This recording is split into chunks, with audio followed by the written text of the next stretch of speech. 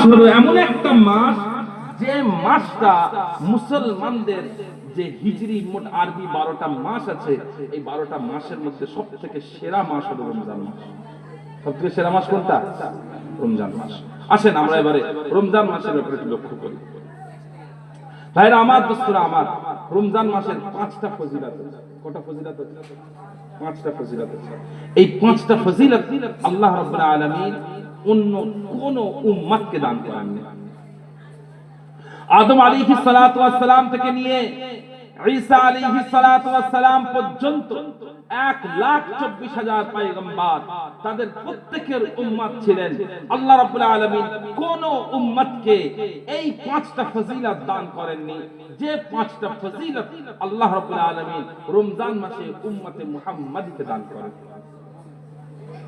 একটা হাদিস আপনাদের কাছে শোনায়।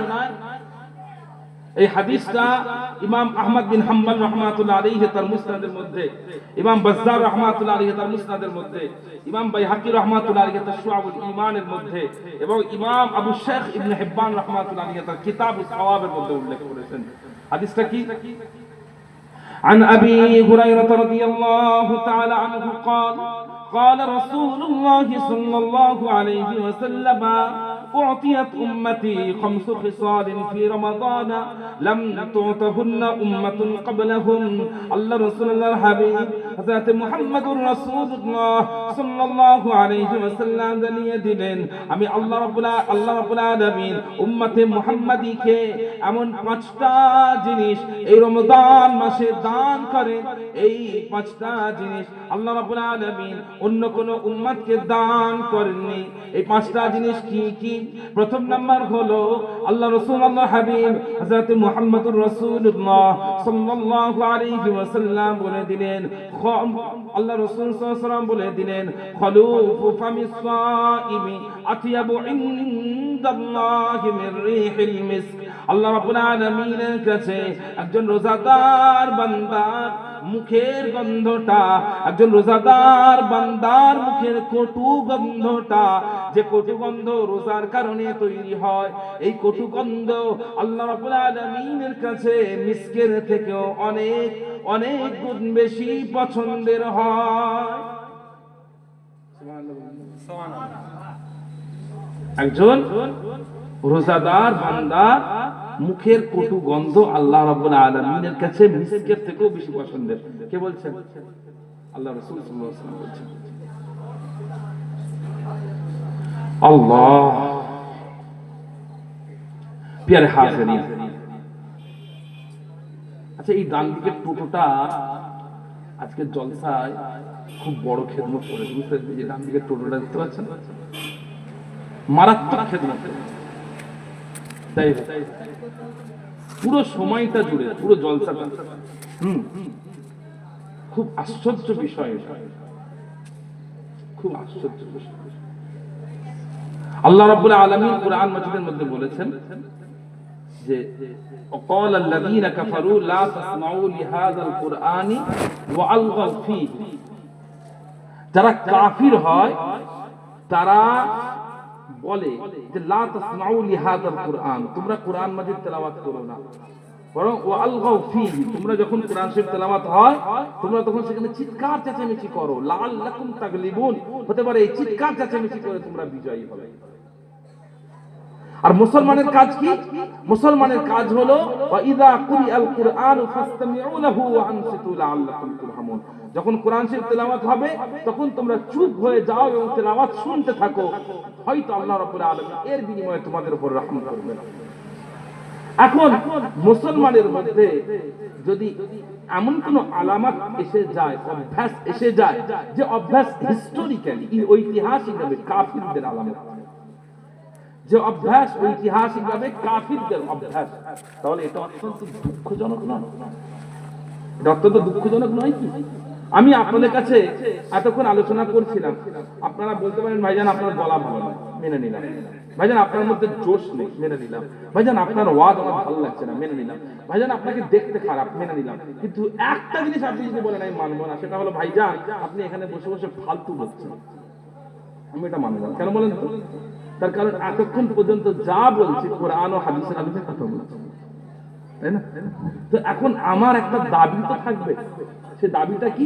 সেই দাবিটা হলো যখন কুরআন ও হাদিস বলা হবে, এটা আমার দাবি নয়, এটা আল্লাহ তাআলার দাবি, আল্লাহ রাসূল সাল্লাল্লাহু আলাইহি ওয়াসাল্লামের দাবি, যে সেখানে মুসলমান মাত্র চুপ থাকবে, মুসলমান মাত্র চুপ থাকবে। আর এই জিনিসগুলো আমাদের অভ্যাসের ব্যাপার, অভ্যাসের ব্যাপার। আল্লাহ রাব্বুল আলামিন আমাদের সকলকে তৌফিক দান করুন, সকলে বলি আল্লাহুম্মা আমিন। যারা হাজিরিন, আল্লাহ রাসূল সাল্লাল্লাহু আলাইহি ওয়াসাল্লাম বলছে রমজান মাসে রোজাদার সে যখন সারাদিন রোজা রাখার কারণে মুখে দুর্গন্ধ হয়, এই দুর্গন্ধ আল্লাহ রাব্বুল আলামিনের কাছে মিসকের থেকেও বেশি কি হয়? পছন্দ। ভাইরা আমার, দোস্তরা আমার, সেই জন্য দুনিয়া বিখ্যাত মুহাদ্দিস এবং ফকিহ আল্লামা ইমাম মালিক বিন আনাস রাহমাতুল্লাহি আলাইহি জানিয়ে দিলেন, হে দুনিয়ার মানুষেরা, তোমরা যারা রোজার মাসে রোজা রাখা অবস্থায় মুখের গন্ধকে কাটানোর জন্য মিসওয়াক করো, শুনে রেখে দাও, আমি ইমাম মালিক বলে দিচ্ছি, এই রমজান মাসে রোজা রাখা অবস্থায় মুখে মিসওয়াক করাটা মাকরুহ। কেননা যে গন্ধকে আল্লাহ রাব্বুল আলামিন পছন্দ করেন, মিসওয়াক করে সেই গন্ধকে নষ্ট করা আমি ইমাম মালিক আমার কাছে অপছন্দনীয়। কে বলছেন? ইমাম মালিক বলেন যে মিসওয়াক করে রমজান মাসে মিসওয়াক করি না আমরা, এটা মালিকি মাযহাবে মাকরুহ। কেন না? মুখের গন্ধটা নষ্ট হবে, আর এই গন্ধ আল্লাহ তাআলা পছন্দ করেন, আমরা কি করে গন্ধ নষ্ট করি? কথা বুঝতে? যদিও হানাফি মাযহাবে এটা মাকরুহ নয়, হানাফি মাযহাবে এটা মাকরুহ নয়, কিন্তু ইমাম মালিক রাহমাতুল্লাহ আলাইহি এটাকে অপছন্দ করেন। আচ্ছা, এটা হলো প্রথম ফজিলত। দ্বিতীয় ফজিলত কি? আল্লাহ রাসূল আল্লাহ হাবিব হযরত মুহাম্মদুর রাসূলুল্লাহ সাল্লাল্লাহু আলাইহি ওয়াসাল্লাম জানিয়ে দিলেন, আতাস্তাগফিরু লাহুমুল মালাইকাতু হাত্তা ইফতিরু। যখন একজন রোজাদার রোজা রাখা অবস্থাতে থাকে, রোজা রাখা অবস্থায় যখন একজন রোজাদার থাকে, এই সময়তে আল্লাহ রাব্বুল আলামিনের মালায়েকাগণ, আল্লাহ তাআলার ফেরেশতাগণ রোজাদারদের জন্য আল্লাহ রাব্বুল আলামিনের কাছে ক্ষমা প্রার্থনা করে। কারা? আল্লাহ তাআলা ফেরেশতারা। চিন্তা করেন, আপনি রোজার মাসে সেহরি করলেন, সেহরি করে ফজরের নামাজ পড়লেন, ফজরের নামাজ পড়ে এবারে ঘুমোতে গেছে, ফজরের নামাজ পড়ে ঘুমিয়ে পড়লেন।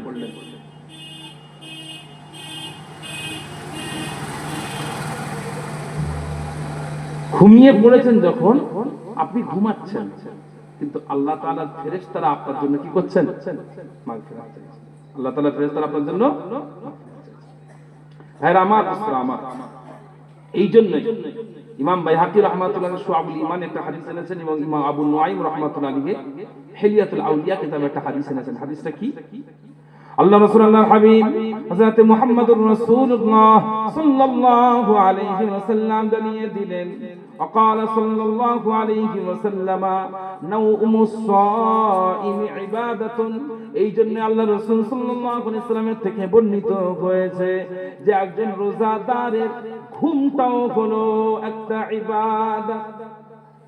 রোজাদারের ঘুমটাও কি একটা ইবাদত। কেন? তার কারণ হলো রোজাদার যখন ঘুমোচ্ছে অলরেডি, তার জন্য তখনও ফেরেশতারা আল্লাহ রাব্বুল আলামিনের কাছে মাফ চায়। রোজা একটা খুব গুরুত্বপূর্ণ আকলের দিক থেকে একটা গুরুত্বপূর্ণ ফজিলত আপনাদেরকে বলি। নাকলি ফজিলত তো অনেক আছে, আকলি ফজিলত একটা বলি। এখানে এমন কোন মানুষ আছেন যিনি এক টানা 15 ঘন্টা রোজা রাখতে পারবেন? এই এক টানা 15 ঘন্টা নামাজ পড়তে পারবেন? কেউ আছেন? কেউ আছেন এক টানা 15 ঘন্টা নামাজ পড়বেন? এক টানা 15 ঘন্টা কোরআন শরীফ তেলাওয়াত করবেন? কেউ আছেন? এক টানা 15 ঘন্টা দান খায়রাত করবেন? কেউ আছেন? এক টানা 15 ঘন্টা দান খায়রাত করতে হবে, লোককে দান করতে সম্ভব? ফকির হয়ে যাবে। যদি 10 টাকা করে 15 ঘন্টা ধরে দান করি, কি হয়ে যাব? ফকির হয়ে যাব। অর্থাৎ দীর্ঘ সময় ধরে আমরা চাইলেও ইবাদত করতে পারবো না। নামাজের জন্য 20 মিনিট, 25 মিনিট, 1 ঘন্টা, 1.5 ঘন্টা, কোরআন শরীফ তেলাওয়াত 2 ঘন্টা, 3 ঘন্টা, দান খায়রাত 2 মিনিট, 5 মিনিট, 10 মিনিট, এর বেশি তো নয়। কিন্তু রোজা এমন একটা ইবাদত, যে ইবাদত আপনি এক টানা 15 ঘন্টা করছেন। একটানা 15 ঘন্টা করছেন। আপনি রোজা রাখা অবস্থায় গল্প করছেন, তবু আপনি ইবাদতের মধ্যে আছেন। রোজা রাখা অবস্থায় ঘুমোচ্ছেন, তবুও ইবাদতের মধ্যে আছেন। রোজা রাখা অবস্থায় সাংসারিক কাজ করছেন, তবুও ইবাদতের মধ্যে আছেন। রোজা রাখা অবস্থায় মাঠে কাজ করছেন, তবুও ইবাদতের মধ্যে আছেন। রোজা রাখা অবস্থায় ব্যবসা বাণিজ্য করছেন, তবুও ইবাদতের মধ্যে আছেন। এই জন্য রোজার থেকে বড় ফজিলতপূর্ণ আমল আর খুঁজে পাবেন না। তো রোজার আমি দুটো ফজিলতের কথা বললাম। এক, রোজাদারের মুখের গন্ধ আল্লাহ তাআলার কাছে মিসকের থেকে বেশি পছন্দের। দুই, রোজাদার বান্দা তার জন্য আল্লাহ তাআলার ফেরেশতারা কি করেন? আল্লাহ তাআলার ফেরেশতারা আমাদের জন্য, রোজাদারদের জন্য আল্লাহর কাছে মাফ চান। ভাইরা আমার, দোস্তরা আমার, রোজাদারের রোজার মাসে, রমজান মাসের দ্বিতীয় ফজিলত হলো আল্লাহ রাব্বুল আলামিন এই রোজার মাসে ওয়ায়ুযায়্যিনুল্লাহু আযযা ওয়া জাল্লা কুল্লা ইয়াউমিন জান্নাতাহু ثم يقول يوشك عبادي الصالحون أن يلقوا عنكم المؤنة ويصيروا إليك।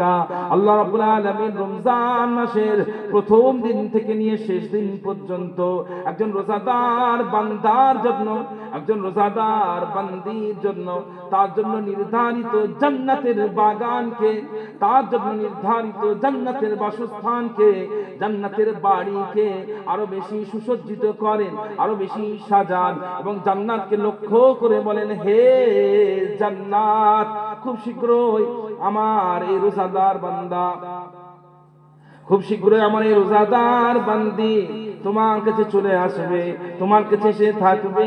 হে জান্নাত, আমার এই নেককার বান্দা বান্দিরা তোমার কাছে এসে থাকবে। সেই জন্য হে জান্নাত, তুমি আমার বান্দাদের জন্য, আমার বান্দিদের জন্য আরো বেশি করে সুসজ্জিত হও। আল্লাহ তাআলা প্রতিদিন রমজান মাসের 1 তারিখ থেকে নিয়ে 30 তারিখ পর্যন্ত প্রতিদিন আল্লাহ তাআলা জান্নাতকে কি করেন? কি করেন? তো সেই জন্য আমরা, এটাও একটা অনেক বড় ফজিলত যে আল্লাহ তাআলা আমাদের জন্য জান্নাতকে সাজাচ্ছেন। তাই এই দিনে আসুন, এই সময় আসুন, যখন আল্লাহ তাআলা আমাদের জন্য জান্নাত সাজাবেন, তখন আমরা যেন আরো বেশি বেশি ইবাদত বান্দেগি করে নিতে পারি। কটা ফজিলত বললাম? 3। শুনছেন? যে এবারে আসুন চতুর্থ ফজিলত, রোজার, রমজান মাসের চতুর্থ ফজিলত। আল্লাহ রাসূলুল্লাহ হাবিব হযরত মুহাম্মদুর রাসূলুল্লাহ সাল্লাল্লাহু আলাইহি ওয়াসাল্লাম জানিয়ে দিলেন, ওয়া তুসাফফাদু ফীহি মারাদাতুশ শায়াতিন ফালা ইয়াখলুসু ফীহি ইলা মা কানু ইয়াখলুসুনা ইলাইহি ফী গায়রিহি। আল্লাহ রাসূলুল্লাহ হাবিব হযরত মুহাম্মদুর রাসূলুল্লাহ সাল্লাল্লাহু আলাইহি ওয়াসাল্লাম জানিয়ে দিলেন, এই রমজান মাসেতে, রোজার মাসেতে আল্লাহ রাব্বুল আলামিন শয়তানকে বন্দী করে দেন, শয়তান শৃঙ্খলাবদ্ধ হয়ে যায়। এই জন্য এই রমজান মাসে এই শয়তান ওই কাজগুলো করতে পারে না যে কাজগুলো শয়তান অন্য মাসগুলোতে করতো। অপর একটা হাদিসের মধ্যে উল্লেখ হয়েছে, ইমাম তিরমিজি রাহমাতুল্লাহ আলাইহি বর্ণনা করেন, আন আবি হুরায়রা রাদিয়াল্লাহু তাআলা আনহু قال عن النبي صلى الله عليه وسلم قال إذا دخل شهر رمضان فتحت أبواب الجنة وغلقت أبواب النار وصفدت الشياطين। যখন রমজান মাস এসে যায়, আল্লাহ রাব্বুল আলামিনের হুকুমে জান্নাতের দরওয়াজাগুলো খুলে দেওয়া হয়, জাহান্নামের দরওয়াজাগুলো বন্ধ করে দেওয়া হয় এবং আল্লাহ রাব্বুল আলামিনের হুকুমে শয়তানকে বন্দী করে ফেলা হয়, শয়তানকে বন্দী করা হয়। এই যে রোজার মাসে শয়তান বন্দী হয়, এর থেকে আমাদের দুটো জিনিস আমাদের খুব ভালো করে বুঝতে হবে। নাম্বার 1, এই যে রমজান মাস আসছে, আগামীতে রমজান মাস আসছে, এই রমজান মাসে আপনি নিজের একটা আত্মসমীক্ষা করবেন, সেলফ এক্সামিনেশন, নিজের একটা পরীক্ষা আপনি করবেন। কবে? এই রমজান মাসে পরীক্ষা করেন, দেখবেন যে এই রমজান মাসে আপনি গুনাহ করছেন কিনা। অন্য সময় যেমন গুনাহ করেন, যার গান শোনার অভ্যাস, যার সিনেমা দেখার অভ্যাস, যার বেগানা নারীর দিকে তাকানোর অভ্যাস, যার চোখের জেনা, হাতের জেনা, মুখের জেনা করার অভ্যাস, যার হারাম খাওয়ার অভ্যাস, যার নামাজ কাজা করার অভ্যাস, যার মদ খাওয়ার অভ্যাস, যার লটারি কাটার অভ্যাস, আপনি দেখবেন রমজান মাসে এই কাজগুলো আপনি করছেন কিনা। যদি দেখেন যে রমজান মাসে আপনার গুনাহের পরিমাণ একই আছে, আপনি গুনাহ করেই যাচ্ছেন, তাহলে আপনি কি বুঝবেন বলেন তো? আপনি এটা বুঝবেন যে আপনার গুনাহ করার জন্য আর শয়তানের দরকার নেই। আপনার গুনাহ করার জন্য আর শয়তানের দরকার নেই। আপনার নফস এখন শয়তানের কায়েম মাকাম, আপনার নফস এখন শয়তানের মুরিদ হয়ে গেছে, আপনার নফস শয়তানের গ্রাসে পড়ে গেছে। শয়তানের আর আপনার উপরে এক্সট্রা মেহনত করার অসওয়াসা দেওয়ার দরকার নেই। যদি এইরকম একটা অবস্থা তৈরি হয়, পানি দেবেন কার বাচ্চাটা?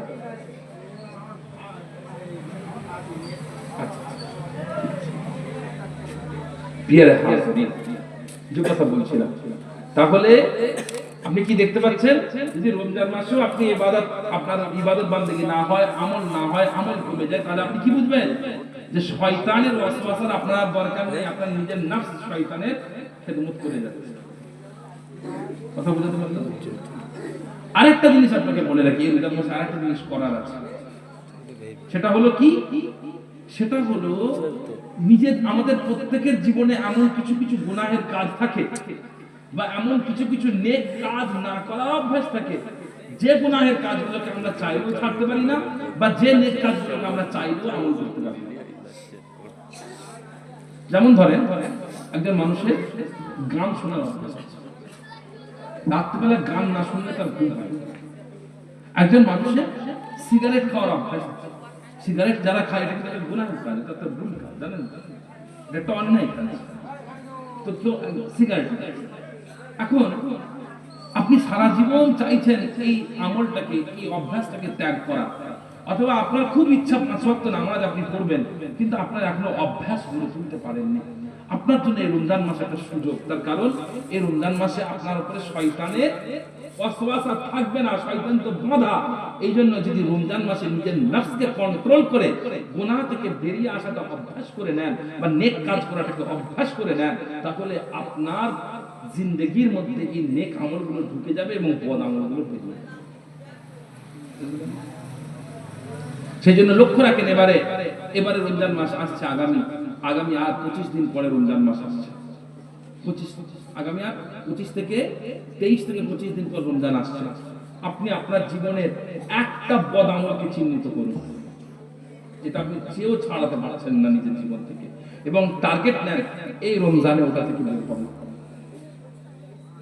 আর একটা ভালো আমল আপনি বেছে নেন এবং নিয়ত করেন, আমার জিন্দেগিতে এই আমলটাকে আমি ঢোকাবো। যেমন 5 ওয়াক্ত নামাজ পড়তে পারি না, ইনশাআল্লাহ আমার ইচ্ছা পড়বো এই রমজান মাসে এটাকে কাজে লাগাবো। দেখবেন আল্লাহ রাব্বুল আলামিনের ইচ্ছা ইনশাআল্লাহ এই রমজান মাস, এমনিতেই সময় আমাদের রমজান মাসে বেশি থাকে, রমজান মাসের সময় আমাদের বেশি থাকে, এই জন্য এই রমজান মাসের উসিলায় আল্লাহ রাব্বুল আলামিন আমাদের কার জিন্দেগিকে খারাপ থেকে মুক্ত করবেন এবং ভালোর প্রবেশ ঘটাবেন ইনশাআল্লাহ। চতুর্থ ফজিলত আলোচনা করেছি, এবারে পঞ্চম ফজিলত। পঞ্চম ফজিলত কি? ভাইরা আমার, দোস্তরা আমার, আল্লাহ রাসূল, আল্লাহর হাবিব হযরত মুহাম্মদুর রাসূলুল্লাহ সাল্লাল্লাহু আলাইহি ওয়াসাল্লাম জানিয়ে দিলেন, ওয়া ইয়াগফিরু লাকুম ফি আখির লাইলাতিন। আল্লাহ রাসূল সাল্লাল্লাহু আলাইহি ওয়াসাল্লাম বলে দিলেন, রমজান মাসের যখন শেষ রাত আসবে, এই শেষ রাতে আল্লাহ রাব্বুল আলামিন তার সমস্ত রোজাদার বান্দাদের এবং বান্দীদের আল্লাহ তাআলা মাফ করে দেন। রমজান মাসের শেষ রাতে আল্লাহ তাআলা মাফ করেন। সাহাবারা জিজ্ঞাসা করলেন, ইয়া রাসূলুল্লাহ, ইয়া হাবিবাল্লাহ, হুজুর, আহিয়া লাইলাতুল কদর, হুজুর আপনি যে রাতের কথা বলছেন, এই রাতটা কি লাইলাতুল কদরের রাত? কদরের রাতের কথা কি বলছেন? আল্লাহ রাসূল সাল্লাল্লাহু আলাইহি ওয়াসাল্লাম বললেন, লা, আমরা শেষ রাতের কথা বলছি না, ওয়ালাকিন্নাল আমিলা ইনমা ইউওয়াফা আজরুহু ইযা কাদা আমালাহু।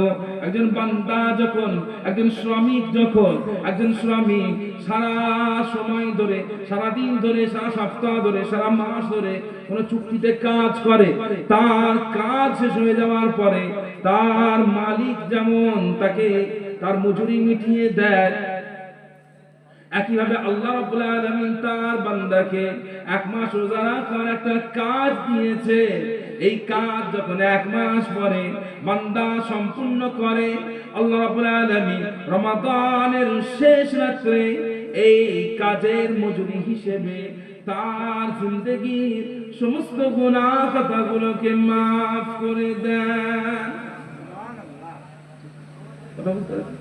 আমাদের ছেলেরা, আমাদের মুরব্বীরা, আমাদের যুবকেরা রমজান মাসের শেষ রাতটাকে একটা ছুটির রাত মনে করে সেলিব্রেশন লক্ষ্য করবেন, যেন মনে হয় যে শয়তান এতদিন বন্দী ছিল, এবারে আজাদ হয়েছে, সেই খুশিটা আমাদের ছেলেরা একটা আনন্দ করছে।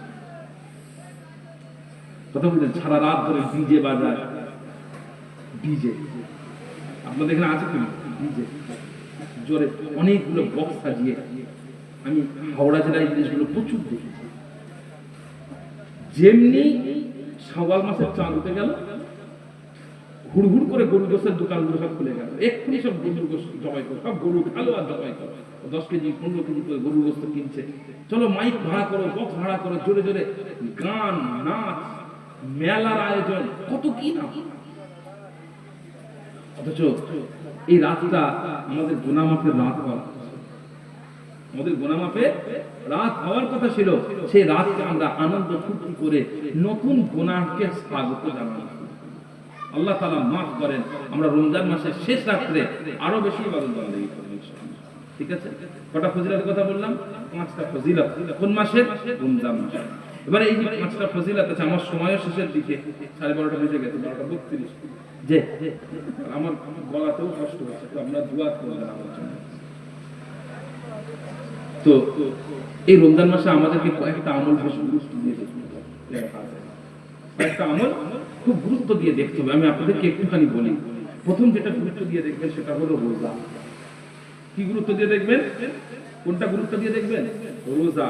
তার কারণ রোজার ফজিলত অপরিসীম, রোজার ফজিলত অপরিসীম। একটা হাদিসে কুদসি ইমাম বুখারী এবং ইমাম মুসলিম রাহমাতুল্লাহ আলাইহি সহিহাইয়ে বর্ণনা করেছেন। হাদিসটা কি? আল্লাহ রাসূল হাবিব সাল্লাল্লাহু আলাইহি ওয়াসাল্লাম বলে দিলেন, আল্লাহ তাআলা জানিয়েছেন, কুল্লু হাসানাতিন বিআশরি আমসালিহা, কুল্লু হাসানাতিন বিআশরি আমসালিহা ইলা 700 দিফিন।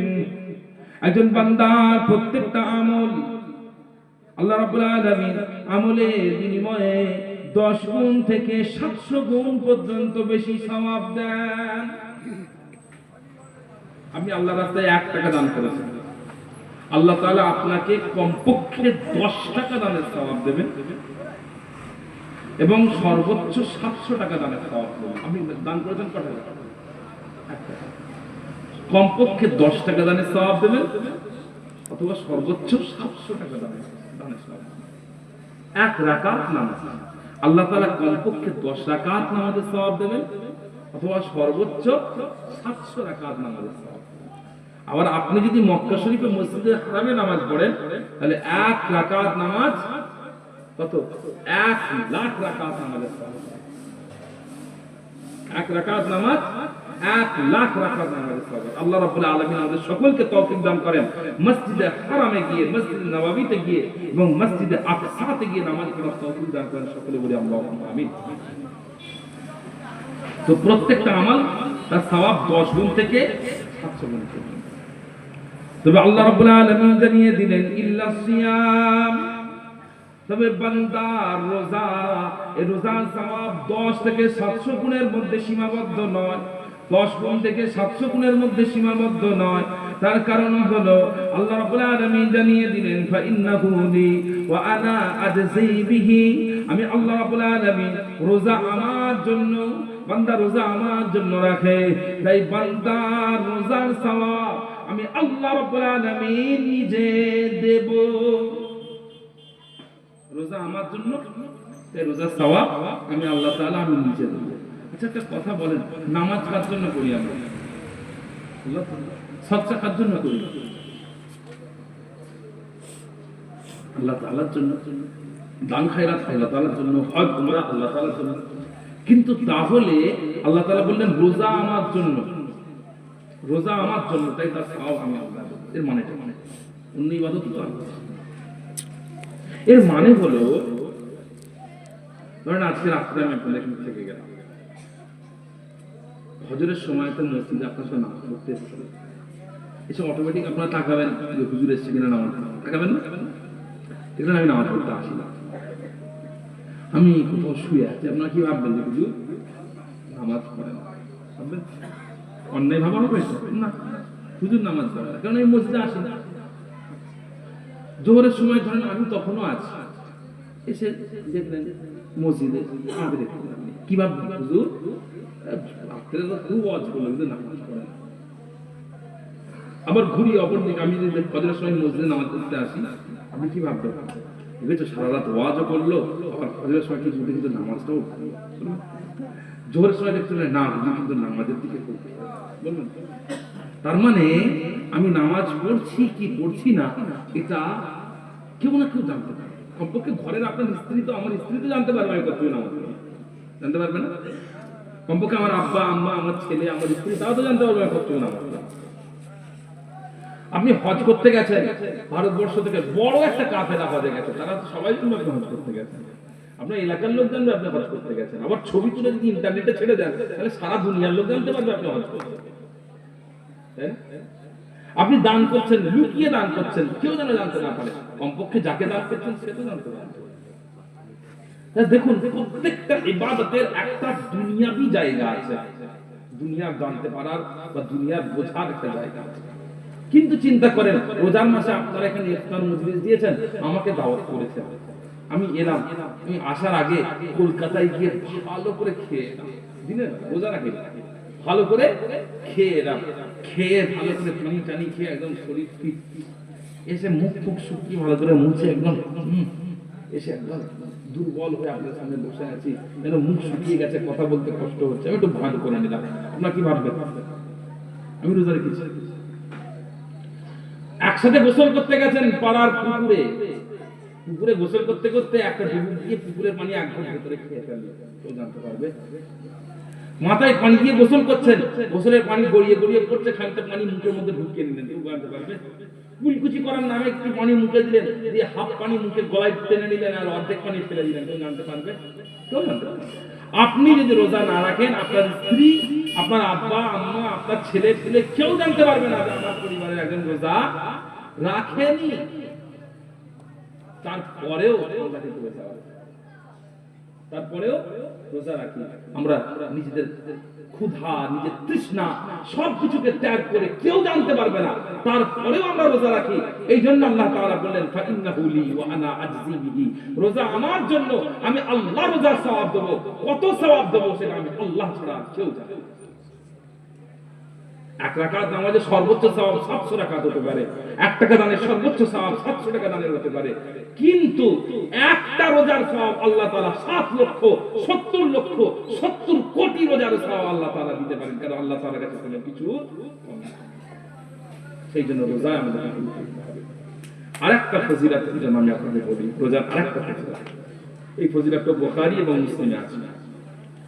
ভাইরা আমার, দোস্তরা আমার, আল্লাহ রাসূলুল্লাহ হাবিব হযরতে মুহাম্মদুর রাসূলুল্লাহ সাল্লাল্লাহু আলাইহি ওয়াসাল্লাম জানিয়ে দিলেন, ক্বালা সাল্লাল্লাহু আলাইহি ওয়াসাল্লাম লিস-সাইমি ফারহাতা, রোজাদারের দুটো আনন্দ আছে, রোজাদারের দুটো আনন্দ, একটা আনন্দ হলো ফারহাতুন ইনদা ইফতারিহি, রোজাদার যখন ইফতার করে ইফতারের সময়ের আনন্দ, আর আরেকটা হলো ফারহাতুন ইনদা লিকাই রাব্বিহি, রোজাদার যখন তার রবের সাথে মিলিত হয়, এই রবের সাথে মিলিত হবে কিয়ামতের দিনে, এই রব তাদের সাথে এমন ব্যবহার করবেন, আল্লাহ তাআলার দিদার পেয়ে রোজাদার আনন্দিত হয়ে যাবে। আচ্ছা, এই আনন্দের কথা বলতে গিয়ে আমার একটা নিজের ব্যক্তিগত জীবনের কথা মনে পড়ে। আমি 2022 সালে 2023 সালে উমরায় গেছিলাম রোজার মাসে। তো মদিনা শরীফে এখন আগেকার, আমি যখন 2016 সালে একবার হজে গেছিলাম, আল্লাহ তাআলা শুকর আলহামদুলিল্লাহ, তখন যে কোনো মানুষ যে কোনো সময় জান্নাতুল বাকি, এই মানে রওজাত রিয়াজুল জান্নাতে ঢুকতে পারতো, যে কোনো মানুষ যখন তখন গেলে রিয়াজুল জান্নাতে বারবার ঢুকতে পারতো, কোনো ব্যাপার না। যখনই দাঁড়াবে রিয়াজুল জান্নাতে লাইন দেবে, ঢুকে যাবে। একটু কষ্ট হবে কিন্তু ঢুকা যাবে। কিন্তু এখন আর সেই নিয়ম নেই। এখন নিয়ম হয়েছে কি, আপনাকে ইউসুফ বলে একটা অ্যাপস আছে, ওই অ্যাপসের মাধ্যমে আপনি যার সাথে যাবেন তিনি ব্যবস্থা করে দেবেন। আপনাকে একবার ভেতরে যাওয়ার সুযোগ দেবে 15 থেকে 20 মিনিটের জন্য। রিয়াজুল জান্নাতের ভেতরে 15 থেকে 20 মিনিট একবার যেতে পারবেন, এক ভিসাতে, 3 মাসের এক ভিসাতে। 3 মাস আপনি আর যেতে পারবেন না। একটা ভিসাতে 15 থেকে 20 দিন যেতে দেবে, 15 থেকে 20 মিনিট, তারপরে আর যেতে পারবেন না। তো আমরা যেবারে গেছি, আমার মনে খুব, আমাদের সকলেরই মনে আশা, সবারই আশা থাকে আল্লাহ একবার যাওয়ার সুযোগ পাবো। এমন একটা সময় আল্লাহ তাআলা দেন যেন আমরা একটু বেশিক্ষণ সময় থাকতে পারি। আর আল্লাহর কি শান, আসর বাদ আমরা যাচ্ছি, যে বাইরে অপেক্ষা করছি, টপাটপ ভেতরে লোক ঢুকাচ্ছে বের করছে, ঢুকাচ্ছে বের করছে। আমাদের খুব কষ্ট হচ্ছে যে রিয়াজুল জান্নাতে একটু বেশিক্ষণ থাকতে পারবো না। জান্নাতের বাগান, জান্নাতের টুকরো, কেমন জায়গা চিন্তা করেন। সামনে মসজিদে নববীর ইমাম নামাজ পড়াবেন, সামনে, এই সামনে আপনার এখানে বসে আছেন, এইখানটাই হুজুর পাক সাল্লাল্লাহু আলাইহি ওয়াসাল্লাম আরাম করছেন। কত বড় নিয়ামতওয়ালা জায়গা, কত বড় নিয়ামতওয়ালা জায়গা। সবারই মন চায় একটু বেশিক্ষণ সময় থাকবে, খুব দোয়া চাইছি। আল্লাহর কি শান, আমরা ভেতরে ঢুকলাম আর ইফতারের জন্য বন্ধ করে দিল অন্যদের ঢুকা। তখন ইফতারের বাকি 25 থেকে 30 মিনিট, ইফতারের তখন বাকি 25 থেকে 30 মিনিট বন্ধ করে দিয়েছে। আমরা নামাজ পড়লাম, নামাজ পড়ে আল্লাহ তাআলার কাছে মোনাজাত করছি। ঠিক সেই সময়তে ইফতার দেওয়া হলো এবং পুরো মসজিদ নববীতে ইফতার দেওয়া হয় এবং আমরা প্রতিদিন মসজিদ নববীতে ইফতার করি। কিন্তু রিয়াজুল জান্নাতের যে ইফতার, আল্লাহু আকবার, তার ইফতারে যে খেজুর দিয়েছিল, যে রুটি দিয়েছিল, তার প্যাকেটগুলো এখনো সংরক্ষণ করে রেখে দেওয়া আছে আমার বাড়িতে। খেজুরের ওই প্যাকেটটা, ডাব্বাটা পর্যন্ত আমরা ওখান থেকে নিয়ে এসেছি, যেটা রিয়াজুল জান্নাতের ইফতারের প্যাকেট। এই খেজুরের দানাটা পর্যন্ত আছে। এত সুন্দর, এত স্বাদ এবং এত ভালো লাগলো। এটা কিন্তু কোনো দুনিয়াবি ব্যাপার নয় যে অন্য জায়গার খেজুর আলাদা, এখানকার খেজুর আলাদা, তা নয়। অন্য জায়গার রুটি আলাদা, এখানকার রুটি আলাদা, তা নয়। অন্য জায়গার পানি, এখানকার পানি আলাদা, তা নয়। রিয়াজুল জান্নাতে বসে ইফতারের স্বাদ সেটা। আল্লাহ রাসূল সাল্লাল্লাহু আলাইহি ওয়াসাল্লাম বলেন, রোজাদার কিয়ামতের ময়দানে যখন আল্লাহ তাআলার সামনে হাজির হবে, ফারহাতুন ইনদা লিকাই রাব্বিহি, তাহলে রিয়াজুল জান্নাতে ইফতারের আনন্দ যদি এত বেশি হয়, তাহলে আমি তো মানে আল্লাহকে সাক্ষী রেখে বলতে পারবো আমার জীবনের সবথেকে সেরা মুহূর্তগুলোর একটা মুহূর্ত ছিল মসজিদ নববী শরীফের ভেতরে রিয়াজুল জান্নাতের ভেতরে ইফতার করা। এটা যদি রিয়াজুল জান্নাতে ইফতার, দুনিয়াতে জান্নাতের টুকরো ইবাদত করা, ইফতার করা যদি এত আনন্দ হয়, তাহলে কিয়ামতের ময়দানে আল্লাহ তাআলা যখন জান্নাতের রোজাদারদেরকে আনন্দিত করবেন, তখন কত আনন্দ হবে, তাই না? তো সেই জন্য রমজান মাস আসছে, রমজান মাসে আমরা কি করব? কি করব?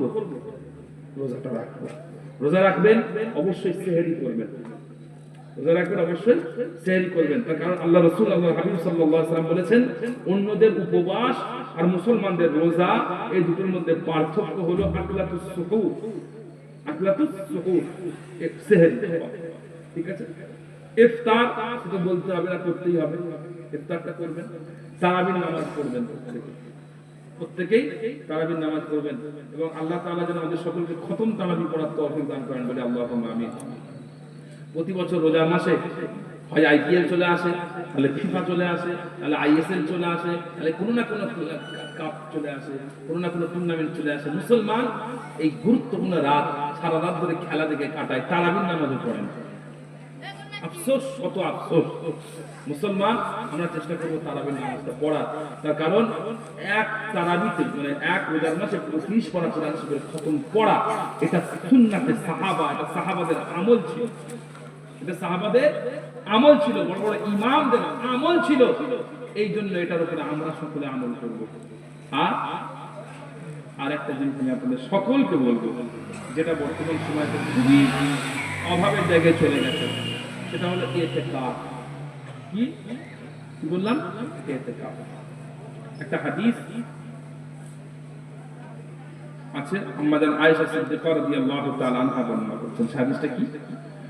عن عائشة رضي الله تعالى عنها قال أن النبي صلى الله عليه وسلم كان يعتكف العشر الأواخر من رمضان حتى توفاه الله تعالى হযরত আম্মা জান আয়েশা রাদিয়াল্লাহু তাআলা আনহা বললেন, রাসূলুল্লাহ সাল্লাল্লাহু আলাইহি ওয়াসাল্লাম রমজান মাসের শেষ 10টা দিনে তিনি ইতিকাফ করতেন। কতদিন পর্যন্ত? হাত্তা তাওয়াফাহুল্লাহু তাআলা, যতদিন না আল্লাহ তাআলা তাকে ডেকে নেন, আল্লাহ তাআলা তাকে সাড়া দেওয়ার আগে পর্যন্ত রাসূলুল্লাহ সাল্লাল্লাহু আলাইহি ওয়াসাল্লাম রমজান মাসের শেষ 10 দিনেতে তিনি প্রতি বছরই ইতিকাফ করতেন। সুম্মা আতাকাফা আজওয়াজুহু মিন বাদিহি, এরপরে রাসূলুল্লাহ সাল্লাল্লাহু আলাইহি ওয়াসাল্লামের ইন্তেকালের পরে আম্মা জানেরাও একই ভাবে রমজানের শেষ 10 দিনে ইতিকাফ করতেন। আমাদের হানাফি মাযহাব অনুযায়ী প্রত্যেক মসজিদে ইতিকাফ করা হলো ফরজে কিফায়া, ফরজে কিফায়া, অর্থাৎ একজন ব্যক্তি যদি ইতিকাফ করে সকলের পক্ষ থেকে আদায় হবে, যদি কেউ ইতিকাফ না করে সকলে গুনাহগার হবে। আমাদের মসজিদে ইতিকাফ হয় 2 দিনের ইতিকাফ, 3 দিনের ইতিকাফ, 1 দিনের ইতিকাফ, 5 দিনের ইতিকাফ, কিন্তু একজন ব্যক্তি পুরো শেষ 10 দিনের ইতিকাফ। আপনাদের এখানে হয়তো মাশাআল্লাহ নাকি? হয়তো মাশাআল্লাহ, যে এটা খুব একটা অনেক জায়গায় দেখা যায় না, ওই জন্য বর্তমানে এটা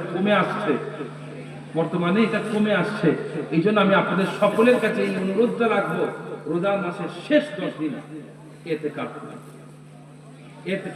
ইতিকাফ অত্যন্ত ফজিলতপূর্ণ একটা ইবাদত, অত্যন্ত গুরুত্বপূর্ণ একটা ইবাদত। প্রত্যেকটা মসজিদে চেষ্টা করবেন একজন দুজন ব্যক্তি ইতিকাফে বসার, ইতিকাফে বসে ইবাদত বান্দেগি করার। আর ইতিকাফের বিস্তারিত মাসআলা অনেক, রোজারও বিস্তারিত মাসআলা অনেক, রোজার সাথে সম্পর্কিত আরো অনেক মাসআলা মাসাইল আছে, যেমন ফজরের রাত্রের মাসআলা মাসাইল, ঠিক আছে, শুবে, তারপরে কি বলা হয়, সদকা, ফিতরা, যাকাত, হ্যাঁ, শেষ 10 দিনের ইবাদত, এই সমস্ত জিনিসের দীর্ঘ আলোচনা আছে। আমি আপনাদের সকলকে অনুরোধ করব যে এই রমজান মাস আসছে, আপনারা সকলে ভালো করে এই রমজানের ব্যাপারে জানুন এবং এই রমজানকে কি করুন, বাস্তবায়িত করার চেষ্টা করুন। আল্লাহ রাসূল সাল্লাল্লাহু আলাইহি ওয়াসাল্লামের একটা হাদিস ইমাম হাকিম নেসাবুরি রাহমাতুল্লাহি আলাইহি মুস্তাদরাক আস-সাহিহাইনে উল্লেখ করেছেন। হযরত কাব বিন উজরাহ রাদিয়াল্লাহু তাআলা আনহু বলেন যে হযরত জিবরিল আমিন ইন্না জিবরিল আরাদা লি ফাকালা বাউদা মান আদরাকা রমাদান ফালাম ইউসাল্লাহু ফাকুলতু আমিন। একজন রাসূলুল্লাহ সাল্লাল্লাহু আলাইহি ওয়াসাল্লাম বলেন, জিবরিল আমিন আলাইহিস সালাতু ওয়াসসালাম আমার কাছে আসলেন, এসে আমাকে বললেন যে ব্যক্তি রমজান মাস পেল, নিজের গুনাহগুলো মাফ করে নিতে পারলো না, সে আল্লাহর রহমত থেকে দূরে, নাজাত থেকে দূরে, আল্লাহ তাআলার নিয়ামত থেকে দূরে, সে জান্নাত থেকে দূরে। আমি মুহাম্মদুর রাসূলুল্লাহ সাল্লাল্লাহু আলাইহি ওয়াসাল্লাম জিবরিল আমিন আলাইহিস সালামের এই বদদুয়াতে আমিন বলেছিলাম। অর্থাৎ যদি আমরা রোজার মাস, যে মাসে আল্লাহ তাআলা ফেরেশতারা আমাদের জন্য মাফ চান, আল্লাহ তাআলা অন্য মাখলুক আমাদের জন্য মাফ চায়, যে মাসে আল্লাহ তাআলা জান্নাতকে আমাদের জন্য সাজান, যে মাসে আল্লাহ রাব্বুল আলামিন শবে কদর রেখেছেন মাফ করিয়ে নেওয়ার জন্য, রোজা রেখেছেন গুনাহ মাফ করানোর জন্য, রমাদান মাস রেখেছেন গুনাহ মাফ করানোর জন্য, তারপরেও যদি আমরা অলসতা করে বাড়িতে শুয়ে বসে কাটিয়ে অন্য বছরের মতো কোনো গুরুত্ব না দিয়ে, অন্য সময়ের মতো এই মাসকে কোনো গুরুত্ব না দিয়ে যদি আমরা কাটিয়ে দিই, তাহলে আমরা আল্লাহ রাব্বুল আলামিনের পক্ষ থেকে তিরস্কার এবং আযাবের হকদার। তাই আসুন, আগত আমাদের সামনে রমজান মাস, এই রমজান মাস ইবাদতের মাস, বান্দেগীর মাস, আল্লাহ রাব্বুল আলামিনের জন্য নিজেকে একাকী করে ফেলার মাস। আসুন এই মাসে আমরা বেশি বেশি করে আল্লাহ রাব্বুল আলামিনের ইবাদত বান্দেগী করে আল্লাহ তাআলার নৈকট্য হাসিল করার সর্বোচ্চ চেষ্টা করব। সকলে বলি আল্লাহুম্মা আমিন। সকলে চেষ্টা করবে তো নাকি? ইনশাআল্লাহ। নাহলে কিন্তু আলোচনা কি পুরো বেকার। এতক্ষণ আপনাদের কাছে কি রমজান মাস এবং শাবান মাসে আলোচনা হলো, তাই না?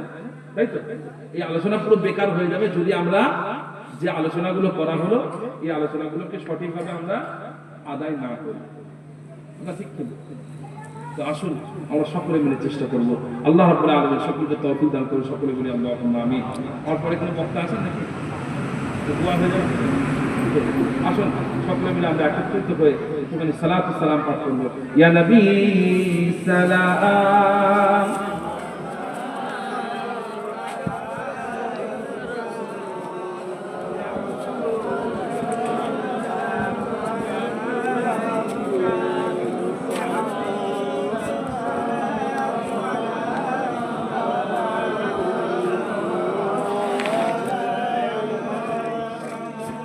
طلع البدر علينا من ثنية الوداع وجب الشكر علينا ما دعا لله داعي يا نبي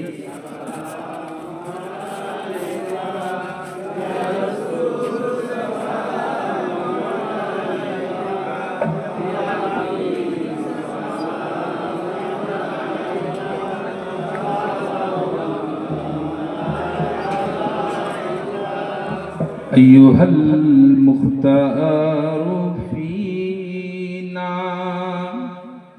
زادنا الحب حنينا جئتنا بالأمر دينا يا ختام المرسلين يا نبي سلام عليك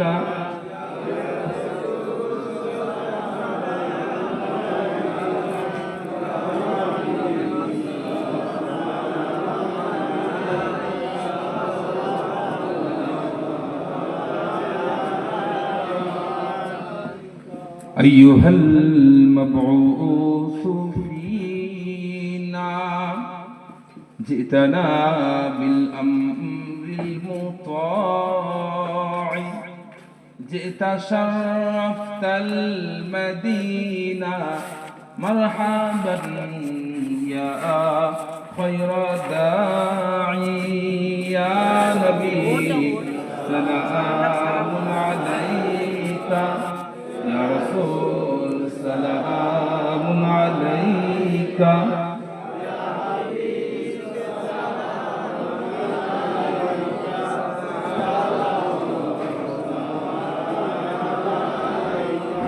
يا حبيبي يا محمد يا عروس الخافقين يا مؤيد يا ممجد يا إمام القبلتين يا نبي سلام عليك يا رسول سلام عليك يا حبيب سلام عليك صلوات الله عليك يا رب صل وسلم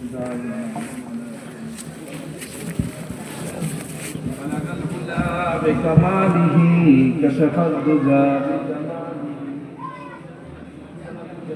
خصاله حسنت جميع خصاله صلوا عليه وآله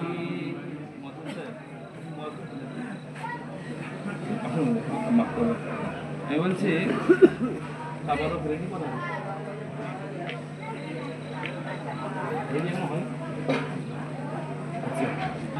ও তাহলে কি হবে প্রত্যেকে বিসমিল্লাহ শরীফের সহিত 3 বার সূরা ফাতিহা শরীফ 10 বার সূরা ইখলাস কুল হুয়াল্লাহু আহাদ শরীফ আর 11 বার দরুদ শরীফ পাঠ করুন আউযু বিল্লাহি মিনাশ শাইতানির রাজীম বিসমিল্লাহ